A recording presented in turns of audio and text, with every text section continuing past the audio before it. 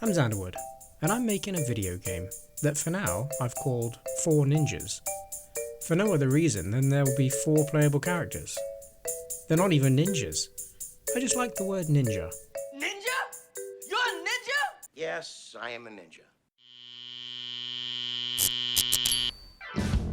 I'm doing all the art and programming myself, asking my ever helpful Discord for feedback when I'm stuck on, for example, what the J key should be assigned to, and documenting the whole process on YouTube so I can one day sell 3 copies on Steam and become a real game dev. Since you last stopped by, there have been some big changes, so if you haven't watched Devlog 1 and 2, go check them out, jeez. I've overhauled the artwork.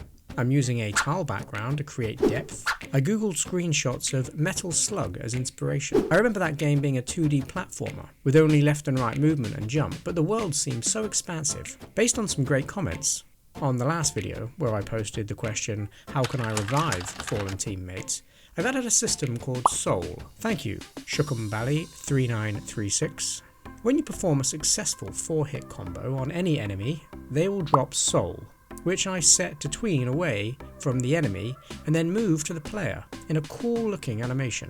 You can also obtain soul from chests. When your soul meter is full, you can either perform a heavily overpowered attack move, which I may or may not have stolen from Ken and Ryu's Dragon Punch in Street Fighter 2. You be the judge. Or if you have fallen teammates, you can use the soul to revive them. As you may have guessed, this game is heavily influenced by the early SNES side-scrolling beat-em-ups like Teenage Mutant Ninja Turtles the arcade game, Kung Fu and Double Dragon. So my next question to you, the all-knowing internet, is should I include a lives system for each player?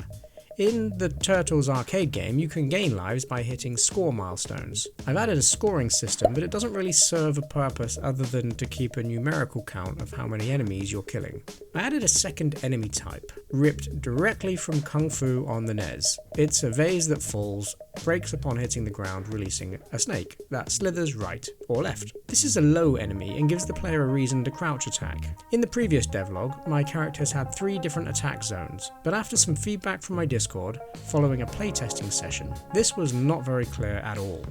I've since stripped this back, and now only have high and low attacks, which I think is much simpler. I've really been struggling to find the perfect button combination for this game. Presently, the A and D keys move you left and right, S crouches, W opens chests and climbs ladders, and I have 4 other events that I need to map buttons to. A normal attack, a throwing weapon attack, a jump, and a special soul attack. I've been getting useful feedback, but if you have a suggestion on what combination of keys these would best fit, please leave a comment below. I've added a door sprite that is the exact same design as the background doors, and gave them an animation that opens and closes. I've set them on a timer to open and close periodically and spawn an enemy when they do, making it look like the enemies are entering from another room. My good friend Rocky Mullet, who recently bested me in a recent collab challenge, suggested that the enemy attacks were quite sudden and would benefit from some sort of a wind-up or tell before attacking. I've started to implement this now, but it's not ready. Check back in the next episode to see how that works. I've added squishy foods as a means of gaining health back, along with weapons chests that give you secondary weapons. Currently there are 3 secondary weapon types you can get, and I've taken inspiration from Super Ghouls and Ghosts on all 3. I was really tempted to add that useless fire stick weapon, but let me know if that would be a step too far. The secondary weapons you can obtain have limited ammo, which I visually represented with a white outline on the item box, as opposed to a boring number. But I'm not sure if it's obvious enough. What do you guys think?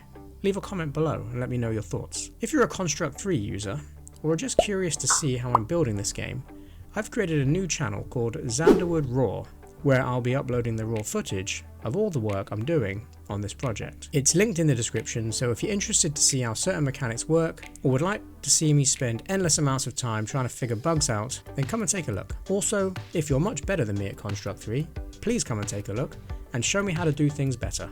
Links to everything are in the description.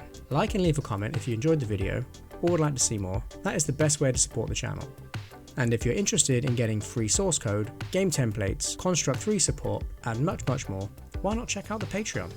Speaking of which, I'd like to give a massive thank you and a shout out to my Patreon and YouTube channel members: FoozleCC, Retro Galaxy, Olivier Bernier, Amari Lewis, Enmark Games, Tor Alexanderson, Rob, Jaron Demont, Lighting Cat, Martin K, Julian Cruz, Raul San Gonzalo, 60 Plus Game Dev, Nathan Wilson, 8-Bit Gamer, Arcuz, and Davey Wagnerrock.